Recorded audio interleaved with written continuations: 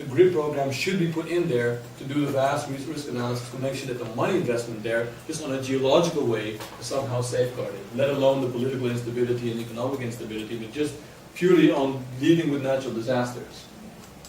As I mentioned, dependency on foreign aid for recovery and development is incredibly high, especially because visibility has become so high and the money has really, really become high. Humanitarian versus and altruism, so you get this kind of solution-oriented approach, which sounds great, but basically there's no structure, there's no underlying theme, there's no underlying, let's say, framework that all the parties need to respond and deal with. And of course, the top-down versus the bottom-up, or the formal versus the informal. Maybe one of the important things that we see here is that the lack of cohesion due to variation in ideologies by different organizations and institutions. So an organization from Holland has its money, has its mandate, has its numbers, and tries to put them in. Now another organization from another country, so USA or Oxfam, has their mandate and their numbers. So what they're trying to do with their money and what they're trying to implement might be different, usually is different, than another organization. So you get these different organizations that are trying to do the best that they want to do, based either because of their policies, but the local people get different kind of responses. And they don't know that you're one organization, you're another organization. All they know is that I got a house which is 18 square meters, and he got a house that's 24 square meters. So the next time the organization comes, I don't want you, I want a 24 square meter house. So now you start getting actually jealousy and competitiveness inside the local area, simply because there are these different organizations with different names, and everyone is fighting to make a name for themselves. That's why everywhere you see the logo of the organization, this is my company, that's my company, that's my company. So shortly on this diagram, what you basically will see here is that this is the bottom-up, the top-down, governmental and non-governmental. There are not so many governmental bottom-up organizations. That's basically this little part of the diagram. And there are not so many non-governmental top-down organizations. So you actually will see the scatter diagram that basically looks at all of these different organizations and places them within the redevelopment, at least within the aid. Could you give some examples so we cannot read the names of your... Yeah, well the thing is, this is actually an intro, a very extensive intro, and then I'm going to go to the 6 countries. That's why I was a little bit worried about, I mean in the 6 countries, these are all abstractions from the 6 countries themselves. So I'm going to maybe just go much faster just to give you guys an overview, and then you can basically have a little bit of a more understanding of the bigger picture. So on management here, the most important, disaster management is by far the most important aspect of the whole disaster. And I think that this key word here is the most important actually thing that we want to share, which is really for the case of Haiti a problem, because they don't have an institutionalized government or an effective government. Is that the effective implementation and maintenance of projects is directly affected by the extent and interest of involvement shown by the government in coordination with the NGOs. So if the government and NGOs aren't working together, which usually is not the case, they're usually competing with each other, because the NGOs have the money, but the governments have the political power. But money is power, so you get this kind of combat that takes place, especially in the case of Haiti, where they're not talking to each other.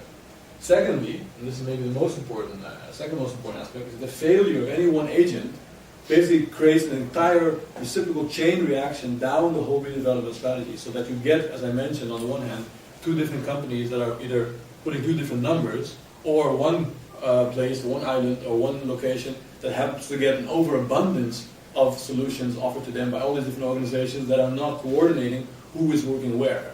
Because usually, as I said, the maps, the administration maps, all the kind of reading and documentation of an area is lost. In the case of Haiti for sure, and definitely in the case of tsunami, where not only is the administration paper lost, but the land sometimes has been lost, has been shifted.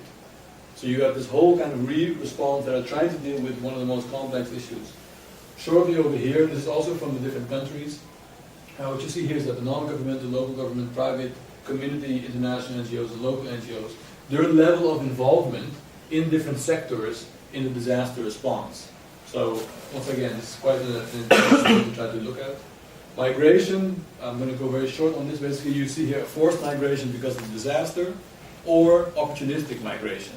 So basically that in all countries that we saw, is that if you look at basically the population of a place, that there is of course an increase in population over time, and then there's a disaster, it cuts down, people die or people have to move out. And secondly, just shortly after, within months after, the population of a place starts to increase. So you get more people living in a location after a disaster than before a disaster. And that's basically because there's so much orientation of finance for the redevelopment that people who have nothing to do with the disaster, are not what is called a beneficiary, will move to a city where they know there is money being given by the NGOs to support the redevelopment. Because the NGO doesn't know if you are the real beneficiary or not, but the NGO also needs drivers, they need cooks, they need people to deal with the whole logistics. So the economic presence of international organization creates such a drain from the entire region that the population has always increases in a disaster area after the disaster. And this you see basically, this is kind of, and here you also start seeing basically, because coming from, let's say, an urban spatial kind of perspective, we understand that migration also means inhabitation, which also means transformation to the urban surface. So what we started to do, and maybe one of the key aspects that this research started to offer, as opposed to the existing researches that are taking place, is that we were one of the first people to really look at disasters from an urban perspective. There's so much focus on the architectural house, on the infrastructural components, but very few people that are actually looking at the big picture. And what you see is that urban disaster response is a urban problematic. Because you get in all the cities that we looked at, a huge transformation of what the area, not the city, but the area, the region looked like before, during, and after, because of all this displacement that takes place. So disaster really is a catalyzer for a huge urban transformation process. Except there's no one single organization that looks at that big picture. They're all busy with their targets of their community and their areas. So they're all dealing with the architectural or maybe the community-based level. Because the NGO has no power or authority over the urban.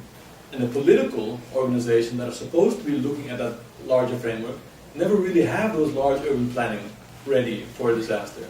So the result of what takes place after a disaster is nothing more than a combination of bottom-up, local, international, NGO-oriented interventions. So the big picture at the end is an assemblage of what everyone did. And that actually becomes one of the key issues that we're trying to really say, hey, this is a point that we can really start to enter and say, hold on, if something happens and you know that these bottom-up initiatives are taking place, how can you create a framework that still somehow creates a synergy between these two? Okay, I'm not going to go through this. This is the typology. So you see here the before, during, and after, both on urban and architectural reconstruction of the area.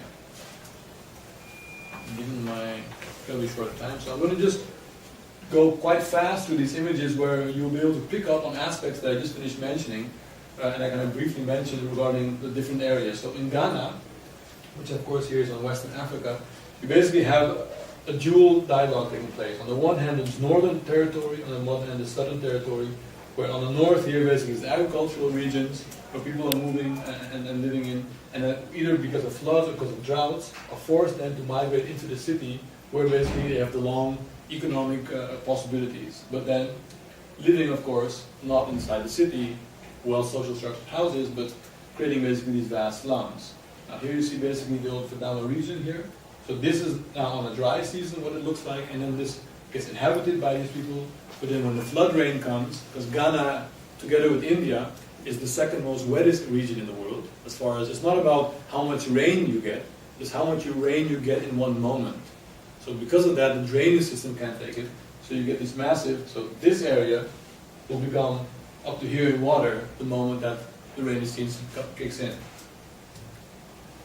As you can see already here, floods that have been taking place in 2002, 2005, 2007, 2008, high-risk areas, they're still being inhabited. Now, coping mechanisms, these are basically, there is no strong, let's say, top-down, formal, institutionalized response mechanism by the Ghanaian government. So most of this, also because they will look at this and they say, these people are illegal, they're not supposed to be here, so why should we invest in them? So the people have to deal for themselves, and they have different strategies and tactics to deal with that.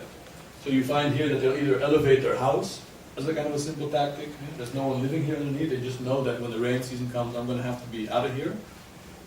Secondly, they also will basically collect rock fills, so rubble that they can collect from the roads or the regions, basically help strengthen the area. Another one, which is actually a bit of a paradox, is sawdust. Sawdust is because they do a lot of carpentry here. It's basically the leftover wood that you get after cutting down some trees and working them. Now, that sawdust, on the same hand, which is spread over the ground to create it more stronger, to respond to basically the flooding that takes place here,